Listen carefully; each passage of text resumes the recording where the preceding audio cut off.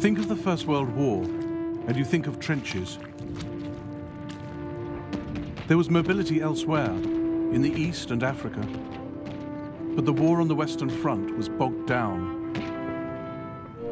The challenge on both sides was to find new ideas, new weapons, new spirit among the men. Only then could they break out and win.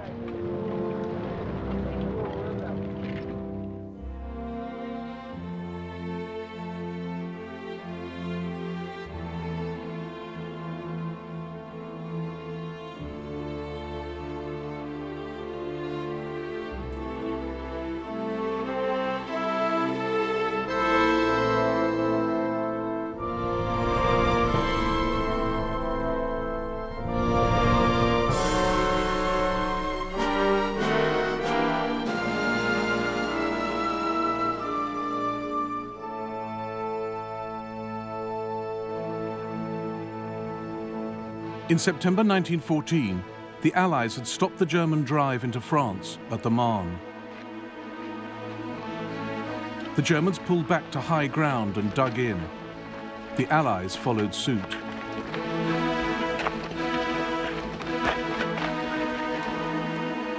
The result, 500 miles of trench and fortification, stretching from the Channel to Switzerland, allowing ground to be held with fewer men, freeing troops for other fronts.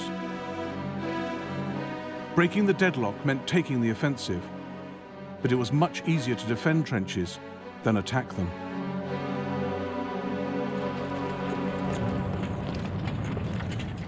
For all their blood and mud and horror, trenches saved lives.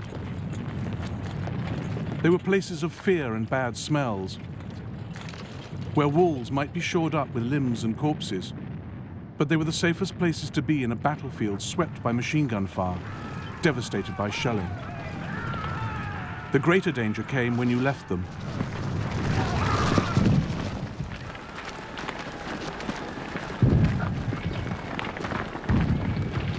The popular image of First World War soldiers is lions led by donkeys. But the generals knew that battles couldn't be won from behind a trench wall. Sooner or later, the men would have to go over the top, and that meant heavy casualties. The generals weren't so much callous as realistic. And there were more good generals than bad. Rather than sitting out the war in chateaux miles behind the lines, 71 German generals were killed in action, 55 French, 78 British. The general's response to the deadlock was to challenge it, to find dynamic ways to beat it.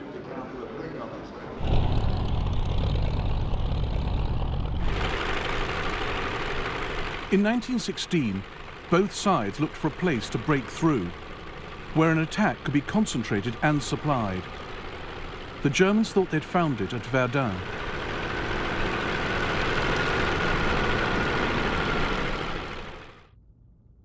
A town and mighty fortress on a salient, a tongue of France sticking out into the German lines.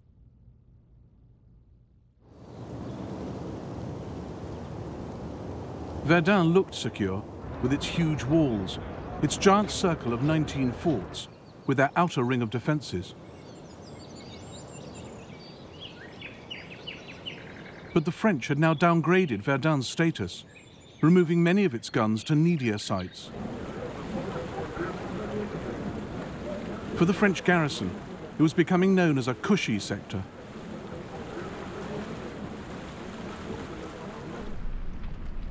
We have almost nothing to worry about. We often play cards, and sometimes we have to drop them and pick up our rifles, but it's usually a false alarm. So we go back to our seats and our cards, our minds completely on the game again.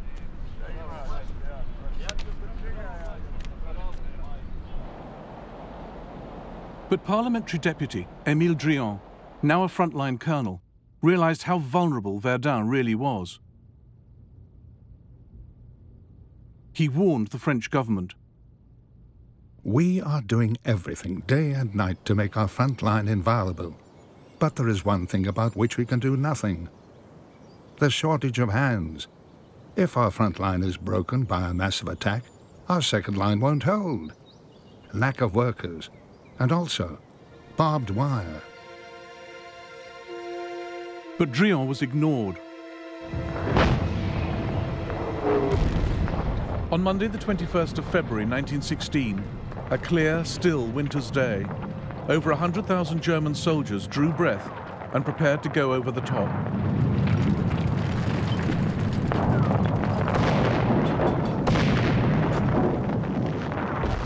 They had surprise on their side. Above them, they had air superiority. No Allied planes had spotted their preparations.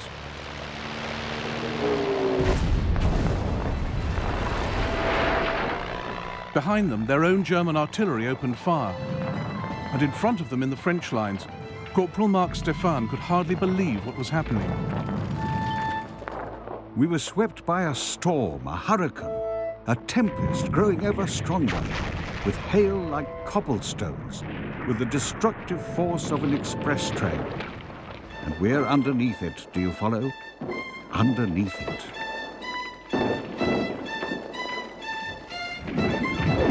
The Germans fired 1 million shells that day. When a shell bursts a few meters away, there's a terrible jolt, and then an indescribable chaos of smoke, of earth, of stones, of branches, and too often, alas, of limbs, flesh, a rain of blood. By 3 o'clock in the afternoon, the section of the wood which we occupied and which, in the morning, was completely covered with bushes, looked like the timber yard of a sawmill. A little later, I'd lost most of my men. The Germans were evolving new solutions to the problems of attack. They delegated command forward to the men at the sharp end, training them to advance in small groups, zigzagging and crouching, equipped with fearsome new weapons, light mortars, grenades and flamethrowers. They called these units stormtroopers.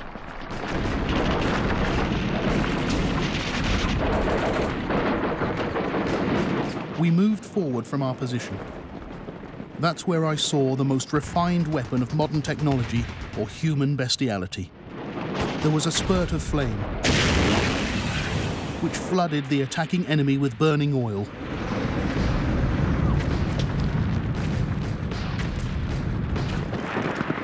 Verdun was one of the defining battles of the 20th century. Among the attacking Germans was a young Lieutenant Paulus, who, as a general in the Second World War, would command the siege of Stalingrad.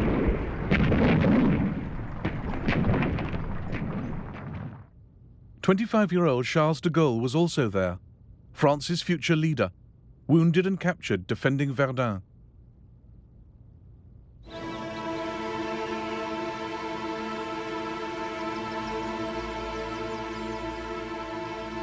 On the second day of the attack, at his headquarters, Colonel Drian received absolution from his chaplain and wrote a note to his wife. The hour is near. I feel very calm. In our wood, the front trenches will be taken in a few minutes. My poor battalion spared until now. He sent a message to his divisional commander.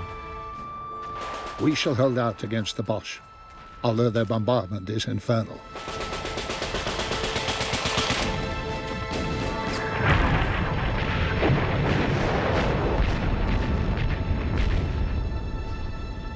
Drian ordered a retreat out of the woods. Then one of his men was hit. As Drian started to dress the wound, he too was shot. I clearly saw the colonel throw up his arms and shout, "Oh my God." Then he half turned and collapsed. When I could get over to him, there was no sign of life. Blood was flowing from a head wound and from his mouth. He had the color of a dead man.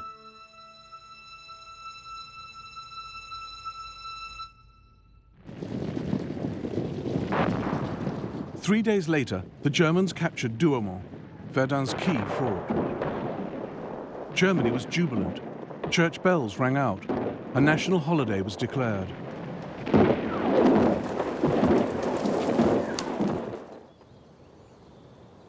In France, Drion's heroic sacrifice helped spark the flame of national defiance. Verdun was to be held at any cost. The survival of France herself was at stake.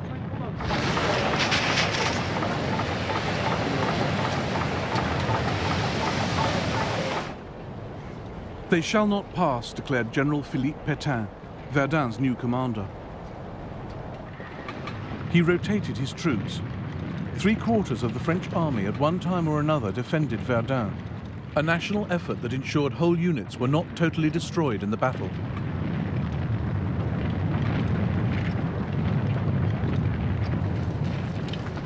Pétain was genuinely concerned for the lives of his men. A quarter of a century later, he led his country into surrender and collaboration with Hitler, rather than repeat the bloodbath of Verdun.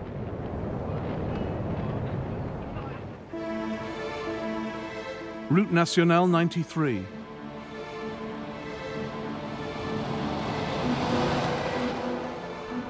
An ordinary French road, but it saved its country's life.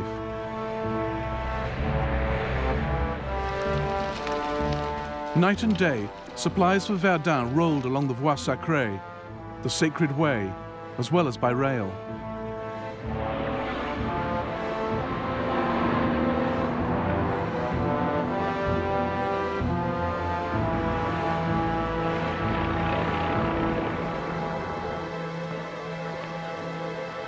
Events on another front also helped the French at Verdun. At the end of 1915, the Allies, Britain, France, Italy and Russia, had agreed a plan for 1916 to pull Germany in different directions. Now the deal paid off.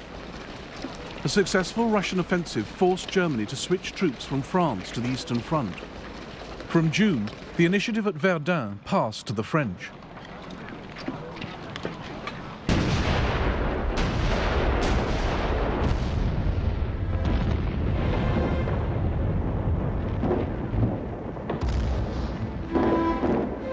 And Germany's technical advantages were short-lived. Throughout the war, new ideas were quickly picked up by the other side.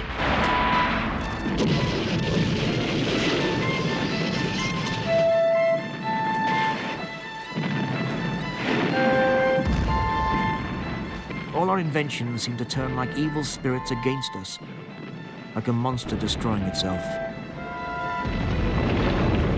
Amid these terrible scenes of destruction, the idea of ever returning home seems indescribably glorious. Please look after yourself and our home, your soul and your body and all that is mine.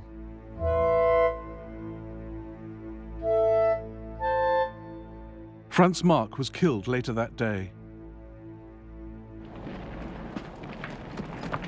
Finally, on the 24th of October 1916, the French recaptured Fort Douaumont.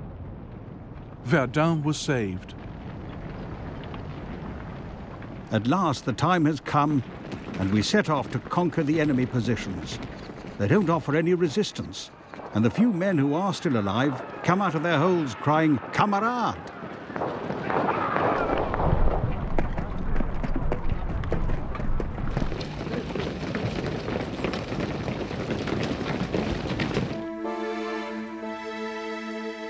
The battlefield of Verdun has a different atmosphere from any other I was ever on.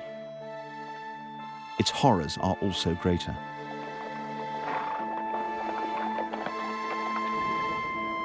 But there's a feeling of intense satisfaction.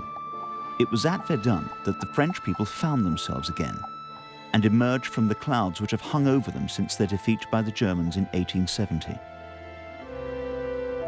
France had learned a string of lessons at Verdun about artillery, new weapons, logistics and manpower. But at a cost of over 1/3 casualties. German casualties were nearly as high, but Germany, fighting alone in the West and with weak allies on other fronts, could not endure losses on this scale. She would not launch another major offensive on the Western Front until 1918.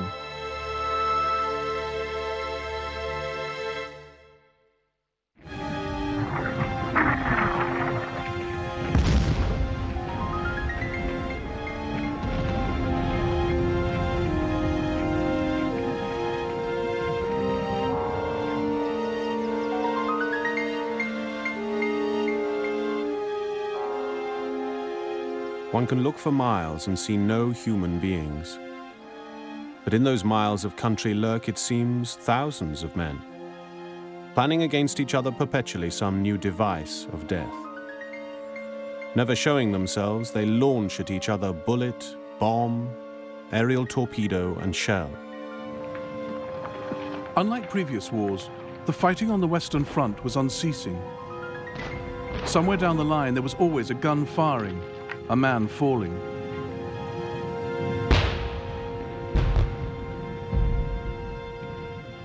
But for the troops of both sides, life was not always unrelenting warfare.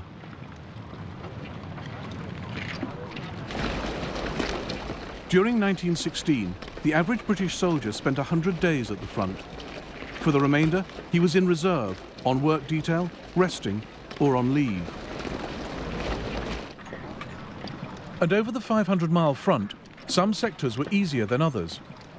Even busy ones had their lulls.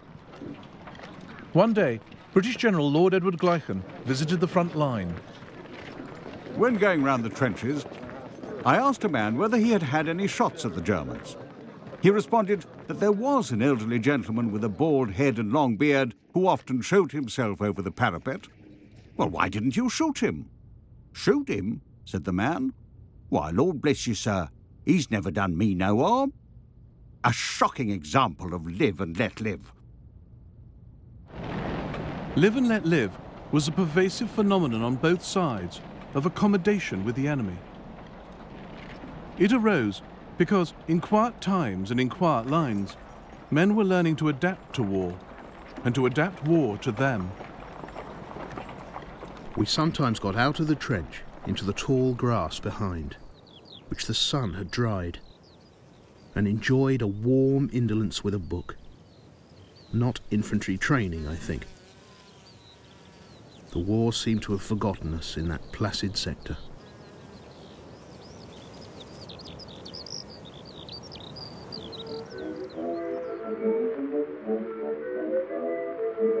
Quand les Gotthas viennent sur Paris, je vais à la cave me mettre à l'abri. Je retrouve là, en pyjama, un tas de gens assis sur des pliants. Le long du mur dans un angle obscur, puis dernièrement un couple étonnant. De beaux vieux bourgeois, madame aux avoirs, criait s'appelait toi. Tiens-moi contre toi, tiens-toi contre moi, tiens-moi bien, bien, bien, dis mon Adrien. Écoute que j'ai peur, ça pue sur mon cœur, je vais vous ouvrir de frayeur. I'm with officers and sergeants who are great fun. There's lots of schnapps and wine, and every day we get so drunk we forget whether we're at war or in Civvy Street. Ça leur suffit le lendemain, nos deux bourgeois avaient pris le train, d'un cœur léger. In my unit, there was a piano actually in the trench in the front line, and we had many a good sing-song.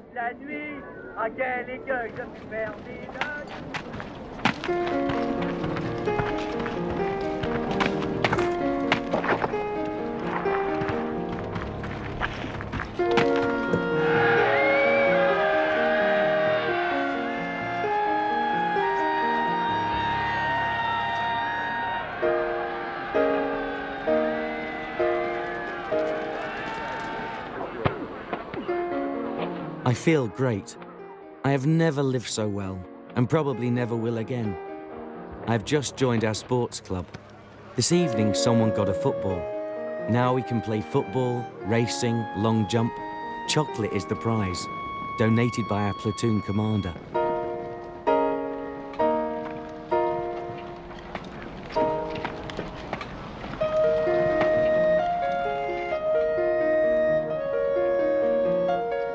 Life in this sector is gloriously lazy.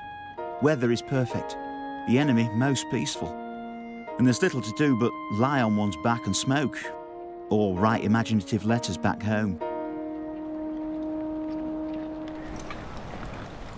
It would be child's play to shell the road behind the enemy's trenches, crowded as it was with ration wagons and water carts, into a blood-stained wilderness. But on the whole, there is silence. After all, if you prevent your enemy from getting his rations, his remedy is simple. He will prevent you from drawing yours.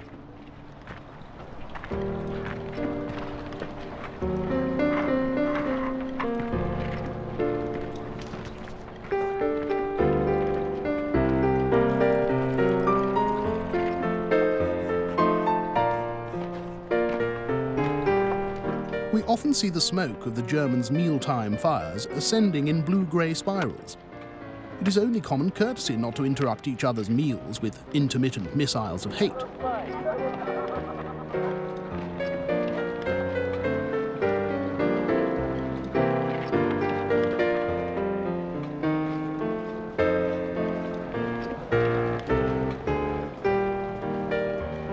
One day while our infantry was cooking, there was a shout from the enemy trench.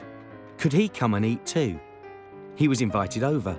The Frenchman came and ate and made himself comfortable.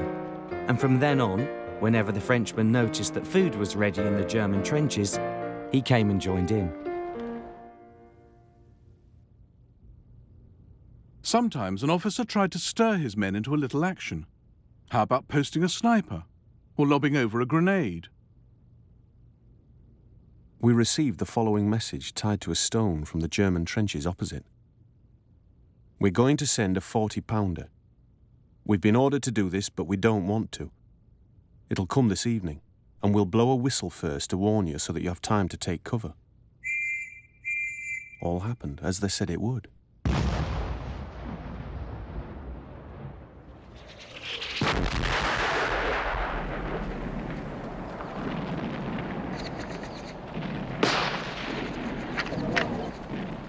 The sniper is a very necessary person. He serves to remind us that we are at war. Wherever a head or anything resembling a head shows itself, he fires. Were it not for his enthusiasm, both sides would be sitting upon their respective parapets, regarding each other with frank curiosity. And that would never do. British Directive, March 1916. With trench warfare, there is an insidious tendency to lapse into a passive and lethargic attitude, against which officers of all ranks have to be on their guard, and the fostering of the offensive spirit calls for incessant attention.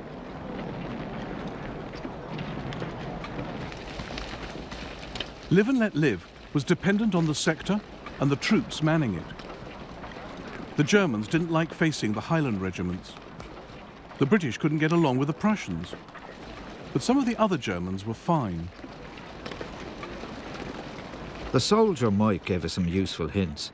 It's the Saxons that's across the road, he said, pointing to the enemy lines, which were very silent. They're quiet fellas, the Saxons. They don't want to fight any more than we do. So there's a kind of understanding between us. Don't fire at us, and we'll not fire at you.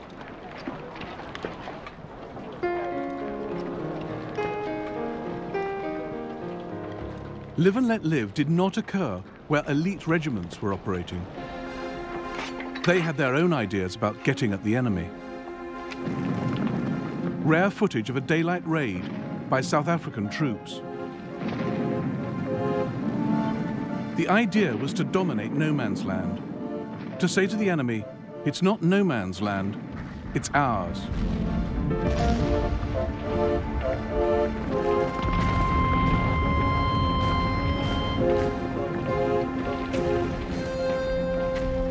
Raids broke up trench routines, brought intelligence from prisoners, encouraged aggression. This, British High Command thought, was the cure for Live and Let Live.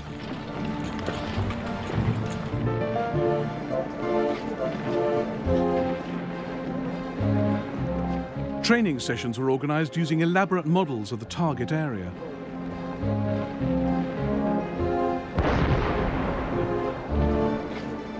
Raiding became compulsory for all regiments, and laggards were rooted out. Higher ranks appeared in our midst. Chief of all, the Brigadier General, followed by an almost equally menacing staff captain. What was my name? I had not been round the company's wire. Why not? I was to go. Reports of daring raids were duly submitted, but some at HQ, like Brigadier General Crozier, smelt a rat. It became increasingly difficult as time went on to obtain correct reports from officers' patrols. It was my habit to order samples of German wire to be cut and brought back. Thus one would know that the German line had been visited. At least one squad of reluctant raiders had an answer to that. They found a large coil of German barbed wire in no man's land and just snipped bits off, sending them in with bogus reports. That went on every night. And the old man never knew we had a coil of jerry wire on our side.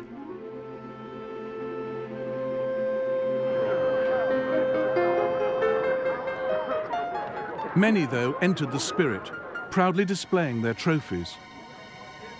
Raiding and shelling helped put the war back into the gaps between battles. One night in May 1916, Siegfried Sassoon joined a raiding party into no man's land. The raiders vanished into the darkness on all fours. I crawled out after them. Shells started to fire. News came back. O'Brien says it's a washout. They can't get through the wire. The bomb burst. Then a concentration of angry flashes. Wounded men were crawling back. Among them a grey-haired lance corporal who'd had one of his feet almost blown off. Thank God for this.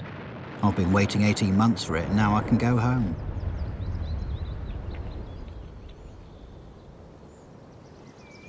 Sassoon's raid was launched from these trenches. The objective, this ridge. But it all went badly wrong. I went to look for O'Brien, groping my way along the edge of a crater. Bullets hit the water near me. There I discovered him. He moaned. He'd been hit several times. The stretcher bearer bent over him, then straightened. In a surprising gesture, he took off his helmet. O'Brien had been one of the best men in our company.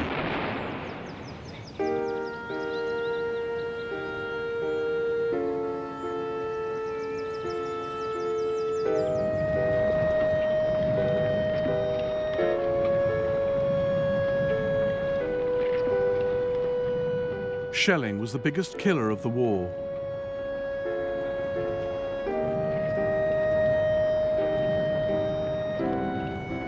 Live and Let Live continued on and off, but the loss of comrades made it increasingly difficult to sustain.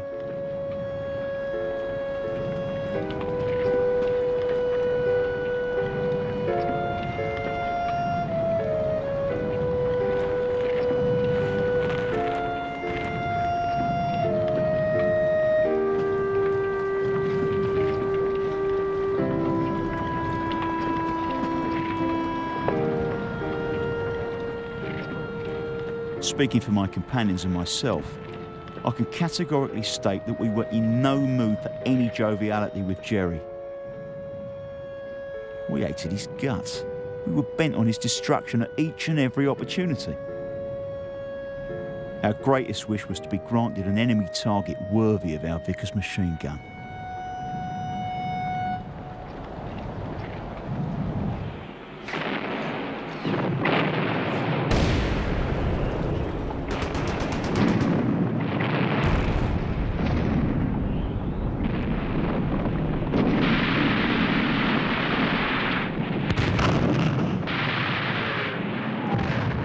We were under shell fire for 8 hours.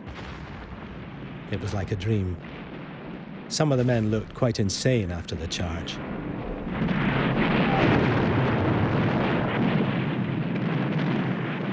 As we entered the German trenches, a great number came out asking for mercy. Needless to say, they were shot right off. The Royal Scots took about 300 prisoners and immediately shot the whole lot. There were many cases on both sides of prisoners being killed after surrender. Such atrocities fueled hatred further. But many prisoners were captured. They provided excellent opportunities for propaganda. British newsreel film of German POWs was used to convince audiences back home that Britain was gaining the upper hand. By the end of the war, there were nearly 9 million prisoners in total, and captivity was not their only hardship. It's already been 2 years since you were here last. and Mother Nature needs to fulfill her urges again. As you can't come and see me, I'm forced to go looking elsewhere. Don't think I'm joking, I'm serious. I don't care what you think of me, but you can't expect me to waste my youth like this. After all, I'm not made of wood, and what a person needs, a person must get. Please don't be cross with me, will you? Your ever-loving Thelma. Your sweet children send you lots of love. Another German wife was careful to reassure her absent husband. We've got a real slut in our house who's always got someone new with her. That bitch isn't good enough for such a decent man. The poor thing fights at the front, while she swans off to the cinema and the pub with the other fellas back home. Dearest man, please don't think evil thoughts, because there are also good women who are faithful to their men. Letters from home were the soldier's lifeline.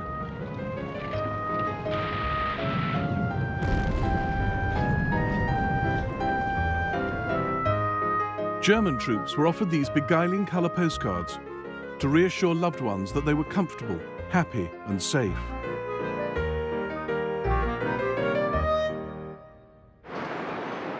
But news from the front was rarely so cosy.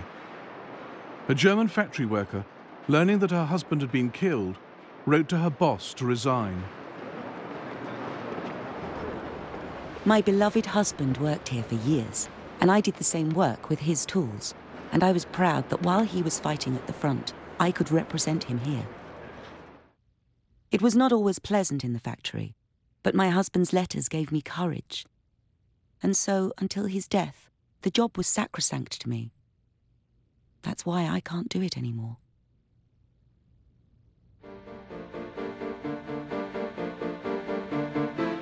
More and more women in Germany, France and Britain were making munitions. Many men were contemptuous of women's abilities to do their jobs, and fearful that if they managed it, the women might not clear off after the war. Jeannie Riley wrote to her husband at the front about her new job. We were told that the amount of work we do in 3 weeks would have taken the men 3 years. And Jamie, the men are getting quite mad at us. One woman I work with, well, she lost her finger in a machine in the works. But she's a tough one. When she came back from the Western Infirmary, she carried on like nothing had happened.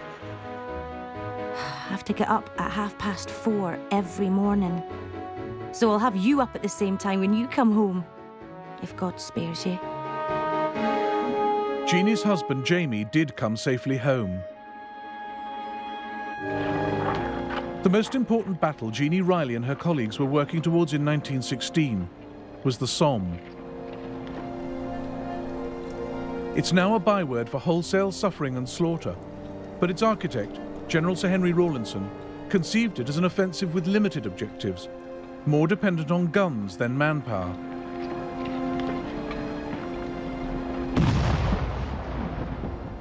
With plenty of guns and ammunition, we ought to be able to avoid the heavy losses which the infantry have always suffered on previous occasions. The French were due to play the lead role, but with Verdun dragging on, the British bore the brunt. And there was intense political pressure to deliver a victory. General Sir Douglas Haig was the British Army's commander-in-chief. He turned Rawlinson's plan into a major offensive.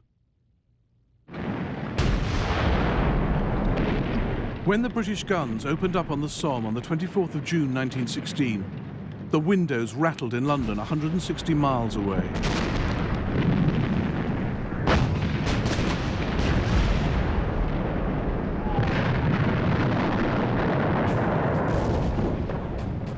But after 7 days of bombardment, the British artillery had neither silenced the German guns nor destroyed their defences. A sergeant of the Tyneside Irish went over the top on the 1st of July, with lines of men on either side of him. I heard the patter-patter of machine guns in the distance. By the time I'd gone another 10 yards, there seemed to be only a few men left around me. By the time I'd gone another 20 yards, I seemed to be on my own. Then I was hit myself.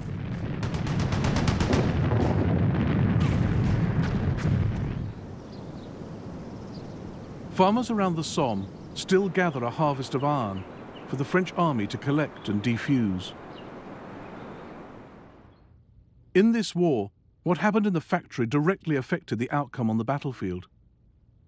30% of British shells fired on the Somme were duds, a drastic failure of quality control. But the key factor was that there weren't enough heavy guns, and British artillery wasn't much good.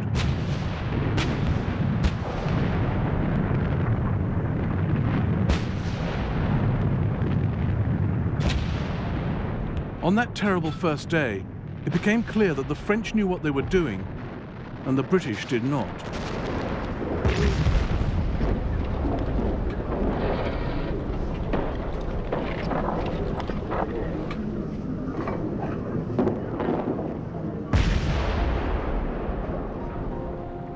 The French artillery, in their attacks, did not shoot the ground to bits before they moved over it.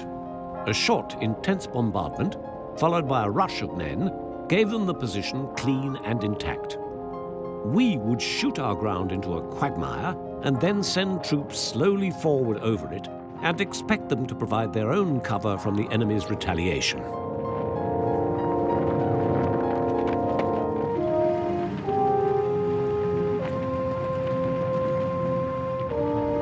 On the 1st of July, the French gained all their objectives at a cost of a few thousand men.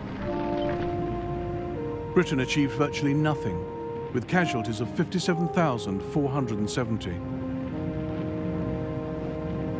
It was the heaviest loss suffered in a single day by the British Army in its entire history. There had been a host of lessons for both sides since 1914, and the British became avid learners.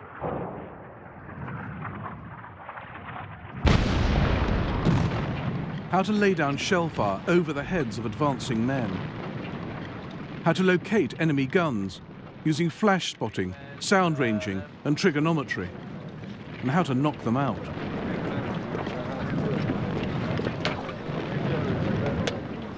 Better shells, better fuses, better guns and better gunners.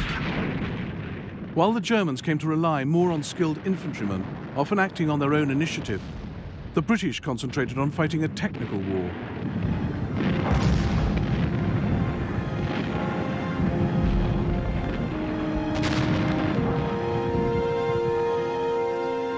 It was all too late for the Somme. Haig must bear the responsibility for not stopping the slaughter when the breakthrough failed. The battle petered out in November 1916, with around 500,000 casualties on each side.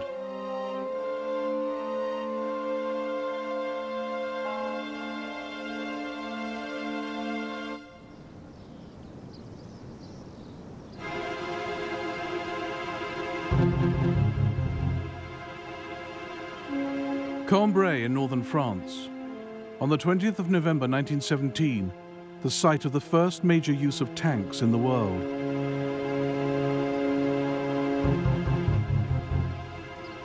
Here, the British Army would put what they had learned into practice.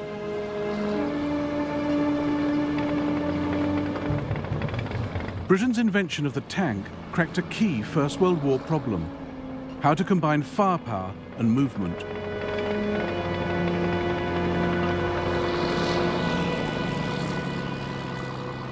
Tanks needed dry, hard ground. They got it at Cambrai. The attack was led by a general from the front. A lithe figure strode up, pipe aglow, ash stick under his arm. Unexpected, it was General Ellis. "I'm going over in this tank," he announced, tapping Hilda. I swung the door open, and he squeezed through inside.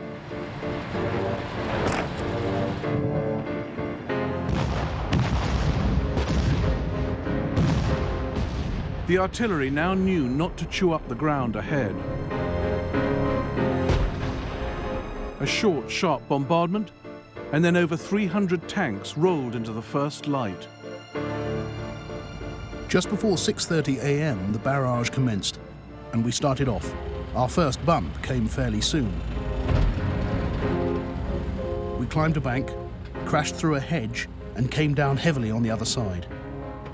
We were thrown about like so many peanuts, and we had to clutch on to whatever we could.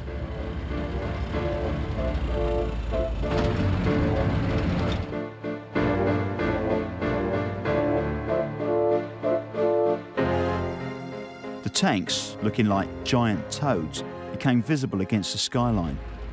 Some of the leading tanks carried huge bundles of tightly bound brushwood, which they dropped into the wide German trenches, then crossed over them. It was broad daylight as we crossed no man's land and the German front line. I saw very few wounded coming back and a few German prisoners. The enemy wire had been dragged about like old curtains. The tanks appeared to have busted through. The tanks, still experimental, were part of one of the most sophisticated, innovative plans of the war. The aim was to break through the German lines with minimal loss of life.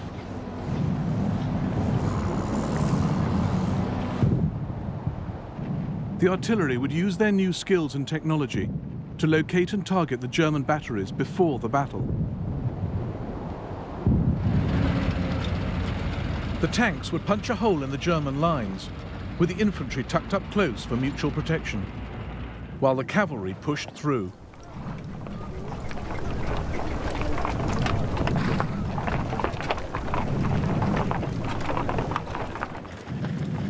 Secrecy was crucial. Screens were erected to hide movements.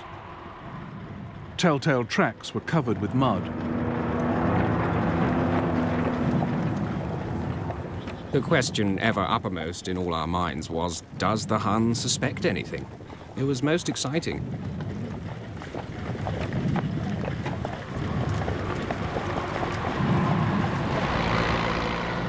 About 9 a.m, retreating infantrymen gave us an account of swarms of tanks, so many that it was absolutely impossible to stop them. A little later, the tank monsters came creeping to the ridge south of the village. Not one of us had seen such a beast before.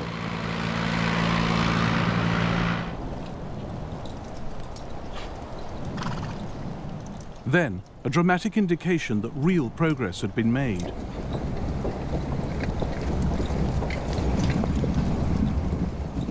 For the first time, we saw the magnificent spectacle of our field artillery limbering up and going forward. First at a trot, then at a gallop, battery after battery, to take up new positions on the captured German front line.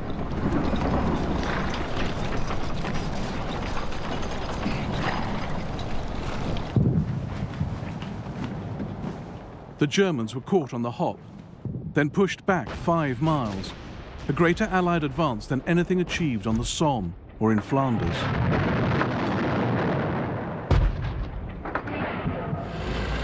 It was a long, hard day, but the sight of all the ground that had been taken with so little bloodshed was a real tonic. Troops seemed very pleased with our tanks, so pleased we had many drinks with them. It's astonishing how much whiskey the British Army carries into battle.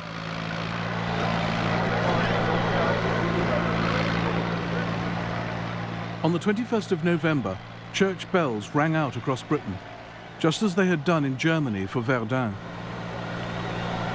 And again, the celebrations were a little hasty. The British had not achieved all their objectives.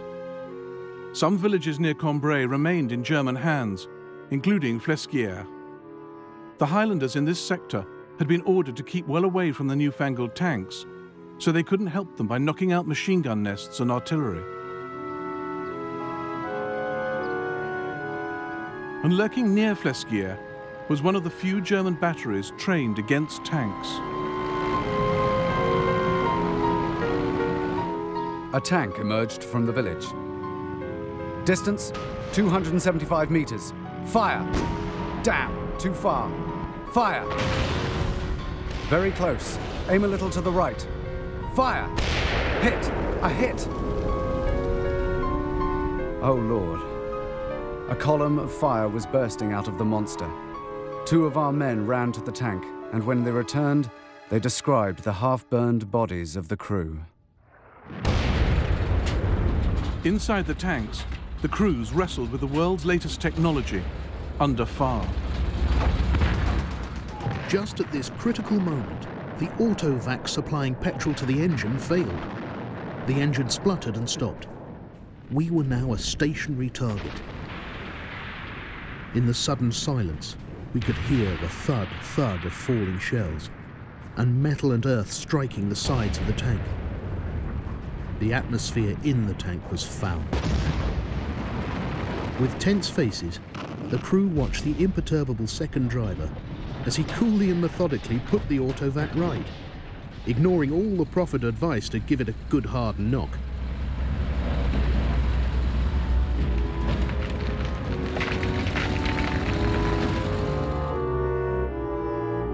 The Germans knocked out 32 tanks at Flesquières.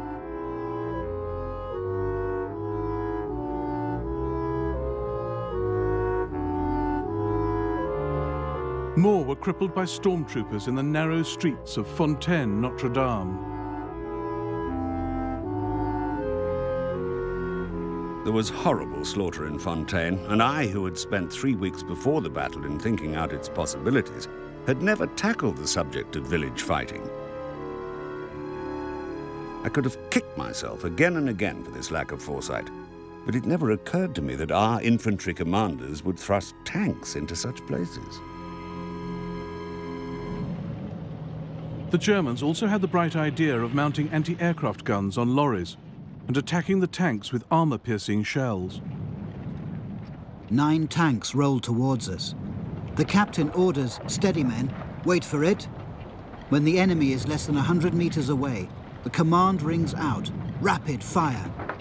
The first tank rears upwards. Those following halt. One direct hit after another.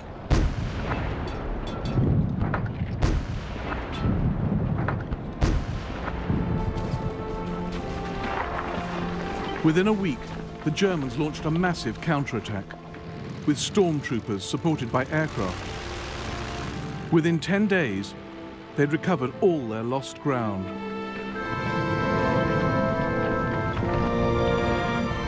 Yet Cambrai was crucial for the British.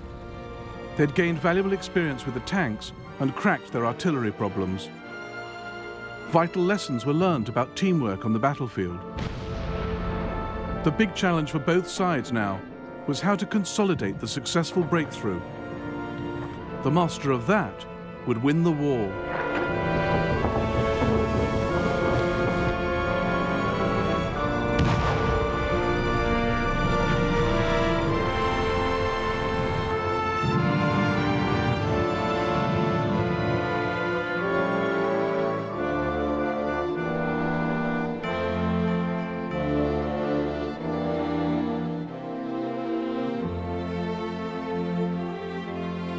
In the next episode of the First World War, British and German navies clash at Jutland, the dark world of spies and saboteurs, and America is pushed into the war.